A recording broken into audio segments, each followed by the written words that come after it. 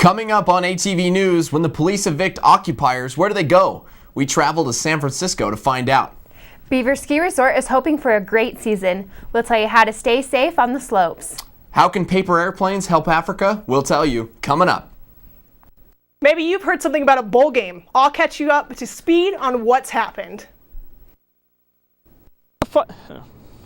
And maybe you'll find out whether your temperatures are going to be more like Arizona or Antarctica. I bet you can guess. All this on ATV News.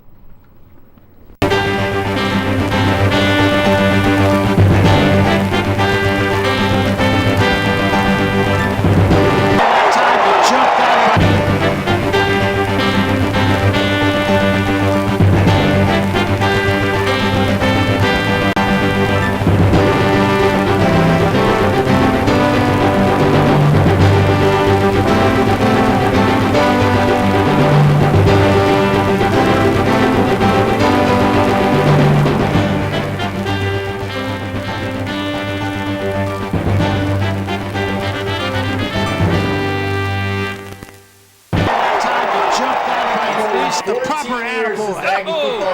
Blue Gatorade. Players and coaches celebrated the historic moment last weekend. In this case, it's room temperature. Welcome to ATV News. I'm Ryan Bayless. And I'm Britta Anderson. It's an exciting day for Utah State. Bailey McMurdy joins us a little bit early. Bailey, what's the word? Well, guys, this is obviously a huge moment for Utah State. To get a bowl invitation when at the beginning of this season, fans thought all hope was lost. But after a huge win against Nevada last Saturday, things took a turn for the best when the Idaho Potato Bowl picked up the phone and dialed Utah State's number. An official press conference was held Monday afternoon with Executive Director Kevin McDonald, who conveyed his enthusiasm about extending an invite to USU. We are extremely excited to invite Utah State University to the 2011 famous Idaho Potato Bowl. We see the development of this program. We've really seen it for a couple years now. Coach Anderson has just done an outstanding job with this team. I've been fortunate in my career to be able to go to some bowl games, but to be in the last 3 days with this football team is incredible. They talk and talk and talk as a coach and as players, and as you start closing in on something that is a big goal that you've talked about for 3 years, and for each kid personally, for each coach personally, for each team member, a group of kids, Cache Valley, the alumni throughout the world, throughout the country. As you close in, it gets a little bit more pressure every single day to reach a goal. And when those kids got to the 0-0-0-0 in the fourth quarter of that Nevada game, we knew we'd beat a quality opponent, which was big. We knew we had taken a huge next step to have an opportunity to be bowl eligible. And if you had the opportunity to see that celebration, it was special. As we watched Utah State all year, I think as a bowl, we sometimes agonize with the way games turn out, and to see really two tough losses early in the season that Utah State had, and then just see the way this team turned around has just really been exciting. The Utah Attorney General's office wants to expedite a hearing on the constitutionality of the state's immigration enforcement law. Attorneys for the state filed a motion Monday in U.S. District Court in Salt Lake City, saying the hearing should be held in January. An injunction hearing was scheduled for Friday, but civil rights groups who have sued the state requested a delay until February after the U.S. Department of Justice filed a separate lawsuit last week. While the sides disagree on the schedule, they agree the lawsuits should be combined. A federal judge granted a temporary restraining order in May against a House bill that requires people arrested for serious crimes to prove their citizenship, but gives police discretion to check citizenship for lesser crimes. Members of the Occupy movement are getting evicted from parks all over the country. This video taken in October shows Occupy Salt Lake on the march back to their camp at Pioneer Park. Salt Lake City police evicted them on November 12th after a man was found dead in his tent. Many Salt Lake occupiers are gathering tonight at the Gallivan Center. Others headed to Ogden. One of these occupiers even went to San Francisco. Yeah, Occupy movement is actually going very strong in San Francisco. I went to Justin Herman Plaza, where the occupiers are camped, and spoke with a few of them about why they're living in tents and how that can make a difference. We're here to make a better society. We're tired of being broke, and we don't have a job. All the money that they gave to the banks could have paid off every mortgage in America. The reasons why occupiers have gathered here at the Justin Herman Plaza in downtown San Francisco are just as diverse as the people themselves. But they all have one thing in common, is that each of them feel that they've been wronged by the government in one way or another. The Occupy protesters have several different goals and agendas, and are doing more than just camping out to voice them. We do lots of different actions, protests, rallies, anything we can do to spread the message and get people to understand. It's about jobs, it's about money, it's about equality, it's about freedom, it's about, we're tired of the cops kicking in our heads, we're tired of being homeless, we're tired of not having a job, not having opportunity. We're smart people, we're just like you, only we don't have the money that you have. The minimum wage is $9.96 an hour. That cannot afford you the smallest studio apartment here. And if minimum wage can't give you minimum housing, then what's the point of having a full-time job? Most of the protesters have come from all over the Bay Area, but some have come great distances. Tom Lloyd, a former Logan City resident, was in the Occupy Salt Lake movement until protesters were asked to leave Pioneer Park, at which point he came out here to San Francisco. But no matter where they come from, protesters have made it clear that they are here to stay. I'm a veteran. I made corporal in the Army. I fought for this land. I have to stay somewhere. And if they aren't going to give us a place to stay that's affordable, then I will pitch a tent right here at Justin Herman Plaza, and I'll march down that street until they change.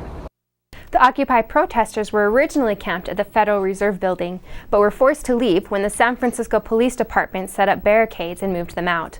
According to police, the protesters were forced to leave a few weeks into the movement due to the building being vandalized. Occupy protesters say they have now set up a system of peacekeepers as a way to keep their demonstrations under control and their camp safe. The day after Thanksgiving has become one of the biggest shopping days of the year. Shoppers lined up outside of stores Thursday night in hopes to snag items at low prices. Once the doors opened, people fought through the crowds to try and get what they came for. It can get very crowded and a bit chaotic. Shoppers at the Walmart right here in Logan got a little out of control. People were pushing and shoving while trying to snag Xboxes and Wii games. It was the same scene down at the Centerville Walmart with people fighting over video games as well. However, a Walmart spokesperson said Black Friday 2011 was safe at most of its nearly 4,000 U.S. stores, despite, quote, a few unfortunate accidents.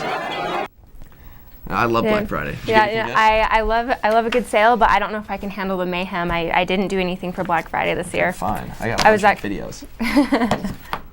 Well, coming up is the most famous quilt in the country, and it visited our campus. And we'll tell you how to make your trip to the slopes safer. Stick around for more ATV news right after this break. If you ski or snowboard, I'm sure you're hoping for a great season, and the new snow outside just seems to tease us.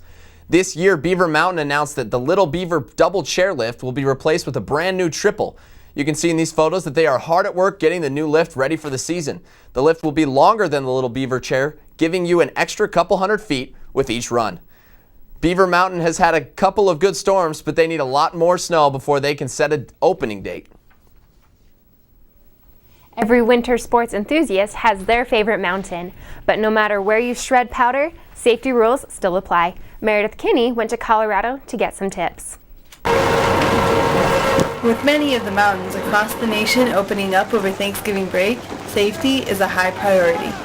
No matter where you call home, you have to know the rules of the hill. Whether you're a skier or a rider, the most important thing to know before you hit the mountain is your safety. Before you even hit the slopes, make sure you have the proper gear. I find wearing my helmet to be very important to protect my beautiful hippocampus located in the back of my brain. Fall without a helmet and you could be in trouble. Even the best skiers fall, but it's something to think about avoiding. Avoid falling, really. Watch out for people who are doing like reckless stuff so you don't hit them and then they make you fall. When you're shredding powder, remember to follow the rules of the mountain. There's all these slow down signs that you need to watch out for when there's high traffic in that area. Put this bar down so you have a place to rest your feet, and then you don't fall out of the chairlift.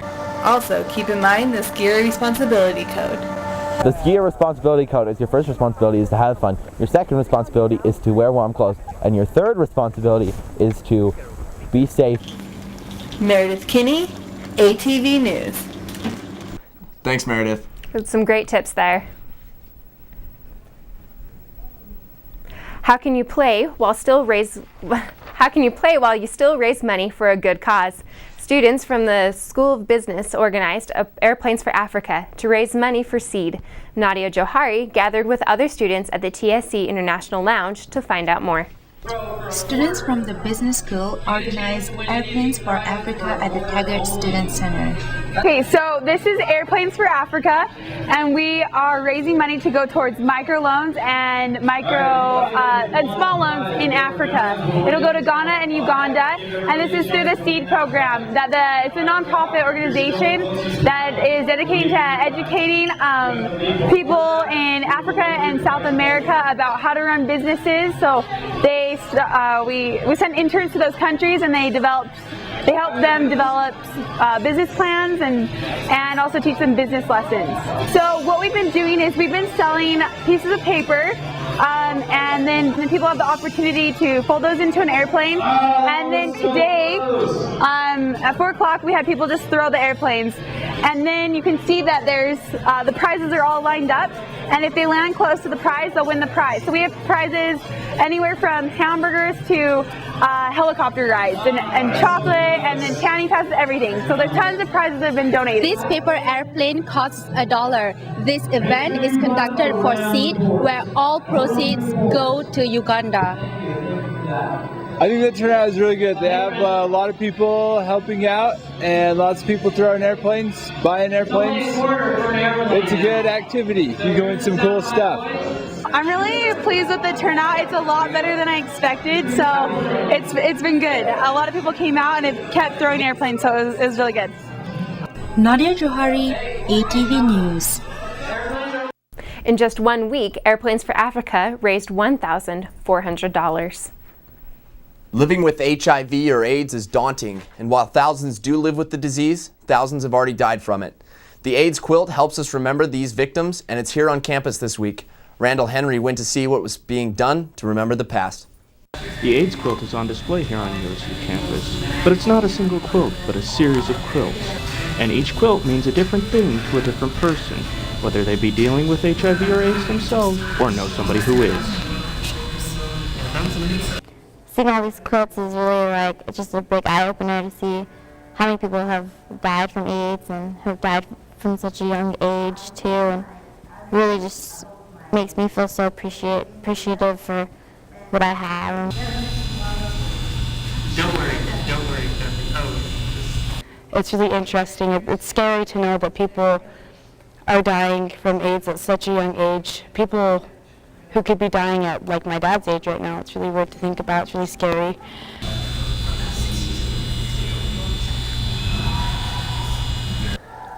For me, I think I'm getting a greater appreciation for life and seeing the love that these people have, and also for the pain that they've had to go through. Makes me appreciate my own circumstances and also want to help them any way I can. Utah's regional quilt was also on display, displaying prominent names of those people who have died in Utah from HIV and AIDS. Walking among these quilts, one gets a sense of solidarity, of solemnness, and of hope, as people come together to remember those who have been affected by HIV and AIDS. Randall Henry, ATV News. The quilts will be on display in the TSC ballroom until tomorrow. There will also be other activities tomorrow to remember HIV and AIDS victims. With Christmas fast approaching, the temperature is also dropping. Let's take a look outside to see what's happening. Coming up after the break, your ATV weather forecast. Hey Aggies,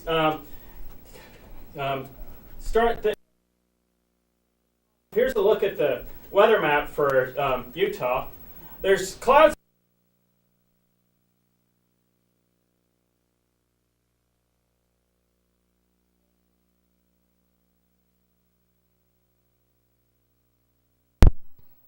Are we there now? Okay, sorry about that, everybody. Anyways, as I was saying, there's snow in them thar hills, and especially in Utah. The weather map shows this, through this whole dotted line here, is where we're seeing snow, and these white lines inside that is heavy snow. Utah has currently got some snow, but no heavy snow like in the Logan area. Anyways, so the clouds today will be hanging out for a while, and it's pretty cold. Our air quality is at around 41, so it's not bad. It's a green day. You're not going to need a respirator or anything for that. It's cold outside and will be for the next week, so bundling up might not be a bad plan. Today's forecast is a high of 37 and a low of 22 with a 70% chance of rain and snow. So if you really like the snow, odds are pretty good that you'll be seeing it, and they're horrible if you don't like the snow because you'll still be seeing it. Tomorrow will be sunny with a high of a mere 28 degrees and a low of 8 degrees. That's cold. Bundle up warm if you don't want to brave the elements. Friday, things will start to heat up with a high of 32 and a low of 16. It'll be partly cloudy, but the chance of precipitation is negligible. Saturday, we dip back down to with a high of 30 and a low of 8, continuing the trend of bitter cold weather. Sunday, we might start to see some slight warming with a high of 32 and a low, so still around 8, so it's a single digit still. It's still going to be cold for the lows. Monday, we'll be seeing a high of 33 and a low of 11, which is a great, bright, sunny start to your week, but it's still really cold. And next Tuesday, we'll finally be starting to see temperatures hitting about what they were today, with a high of 36 and a low of 11. That's your 7-day forecast. Up next, Aggie Sports, right here on ATV News. Hey Aggies, welcome to ATV Sports. Now that we've got a bowl game in place on December the 17th, it seems like all that people can concentrate on is Aggie football, and that's rightfully so. Let's take a look at the highlights from the game that changed the football season from bad to good. Mark again, right up put on the by Nevada with a field goal, and then this touchdown run for 35 yards in the second half by number 29, Lampford Mark, bringing the score 10-0 at the end of the first half. Things didn't look bright for the Aggies until finally they started to answer with some touchdowns. This 21-yard touchdown pass brought in by Matt Austin, who's able to keep it in footed long enough to get points on the board. Unfortunately, Nevada's Tyler Landtrip completed a pass to Rashard Matthews for a 76-yard touchdown just seconds later. As much as linebacker Bobby Wagner tried to catch him, he just couldn't do it. That brought the score 17-7 Nevada at the end of the third quarter. Luckily, Morrison was ready to make some plays, catching whatever quarterback Adam Kennedy could throw at him. Kennedy, as we found out at the end of this game, is a playmaker. And we discovered that by this option play to Kerwin Williams to fake out the defense and bring the score 17-14. Kennedy continued to make plays like this 30-yard throw to Matt Austin for the much-needed first down. And that got the Aggies' confidence back up. But this last play is what made the stadium explode. It was Kennedy to Morrison, who looked like he was lost on the field. But wait, no, he throws to Turbin and he bobbles the ball, but gets his fingers around it just in time for that last touchdown to make the score 21-17. It was all downhill for the Wolfpack, and the Aggies couldn't be stopped. The excitement was palpable from the teammates after the game. There's not much to say. You guys saw it out there. The excitement around is pretty unreal. I wish every one of you could have been in the locker room. Best football experience of my life, and I think it was for everyone down there. Just raw emotion. It was a great win for the program, for this team, and looking forward to next week and going bowling. Finally, it's been a long time for me, especially. I've been here since 2007, like I mentioned earlier. 5 years later, finally got ourselves bowl eligible. It's a great feeling. Words can't really describe the feeling that I have and the feeling that the team has down there in the locker room, but it's awesome, man. It's just great stuff. It's a very exciting game. I think this is the perfect way to go out. Close game, another close game. Still keeping you guys on the edge of your seats. So, it's a great win for this program. We going bowling. I'm excited. Can't wait. It's great to see the guys so excited about the end of the season, especially seniors like Bobby Wagner, who's named Student Athlete of the Week this week. Congrats to the whole team, and let's make sure to get the Aggie Nation behind the boys and head up to Boise. Well, the football team aren't the only players picking up the W's for Utah State. The women's basketball team has started off their season with an awesome 5-1 record, adding to their wins with their last game in the Spectrum against UC Riverside. It was a night full of threes for the Lady Aggies against the UC Riverside Highlanders, and they were up by 14 at the half. Brooke Jackson, Devin Christensen, and Maddie Plunkett were sinking the trays, but the Highlanders came back with a minute left, tying the score at 68. Freshman guard Elise Nelson took a game-changing charge that left the ball in the Aggies' hands with 5 seconds left. Bringing it down the court was Devin Christensen, who shot for the three with 2.5 seconds left, and the basket was a perfect swish, leaving only seconds for the Highlanders to attempt a shot. But luckily for the Aggies, it won unanswered, and the ladies won 71-68. Christensen and her teammates celebrated, and she says she was just as shocked about her shot as the rest of the crowd. I'm not exactly sure why they were trapping on the inbound, but they trapped, and then that left us in a fast break situation. And Ash hit me at the sideline, and all I saw was that three-point line and the 3-2-1, so I let it go, and I was fortunate to have that shot go down. Oh, Devin, no. Devin, I knew that was money, for sure. Devin's one of my favorite shooters, but I was proud of her for that, and she's a scorer and she's a shooter, and any funk she's in, I'm definitely trying to help her out of because she's one of my favorite players to play with. The women get back on the court in Montana tonight against the Lady Grizzlies, hoping to bring their winning streak up to 5. Well, that's it for ATV Sports. Make sure to head down to the Spectrum tonight at 7:05 p.m. to cheer on the men's basketball team who take on the Denver Pioneers. Stay tuned for more ATV news. Christmas is my favorite time of year, especially because of Christmas lights. But Jessica Black is outside right now with our very own ATV Christmas tree. What are you doing out there, Jessica? Well, I'm just out here checking to make sure our tree's safe because you know these lights are pretty, but they could turn deadly.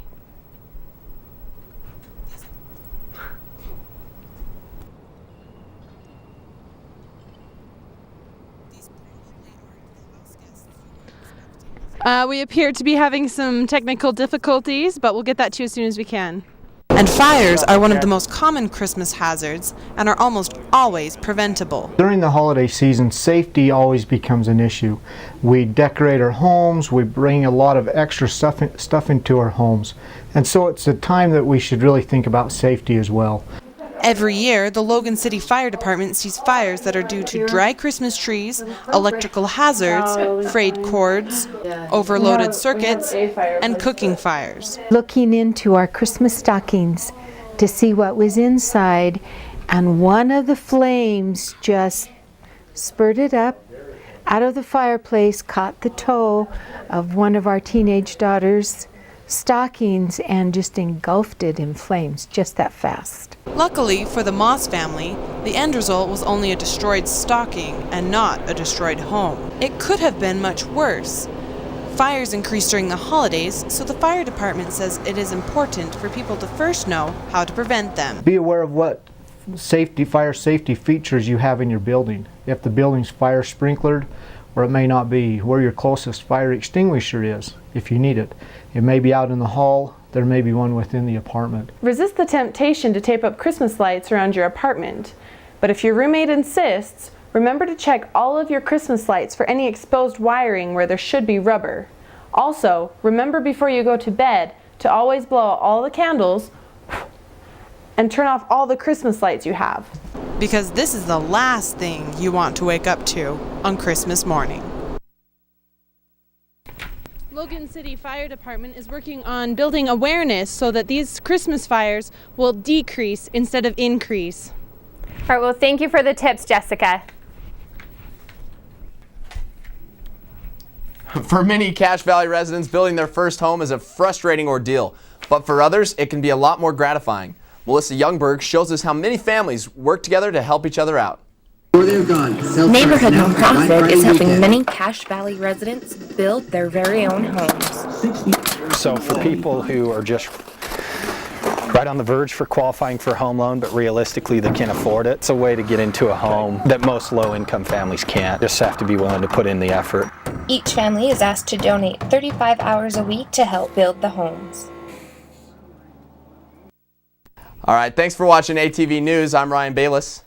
But if you'd like to find out more on how you can get involved or about building your own home with Neighborhood Nonprofit, visit their website for more information at nnhc.net or find them on Facebook.